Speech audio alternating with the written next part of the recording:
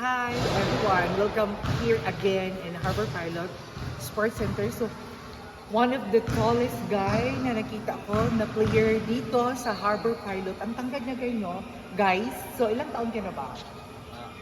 I'm 16 years old. Sa edad ng 16 years old, sobrang tangkad niya, guys. So, mga tanak ko di mo, kung sa imong ngalan. Justin Bakaling. Wow!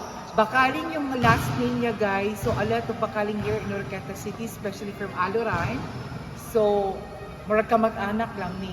So, taga-risa ka na Bakaling. Actually, nga nang Tagalano ko dahil mama ko taga sa amin sa papa. Okay. Then, di ako uyo sa kong mama rin. Di ako uyo sa Okay. So, din ka eskwela. So, paano ka nakapasok sa Harbor Pilot?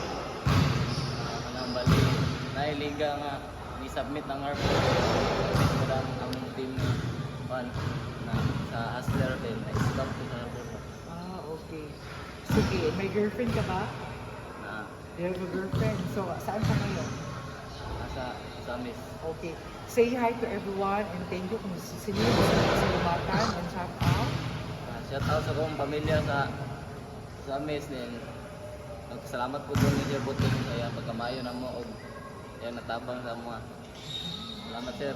Okay. Thank you so much.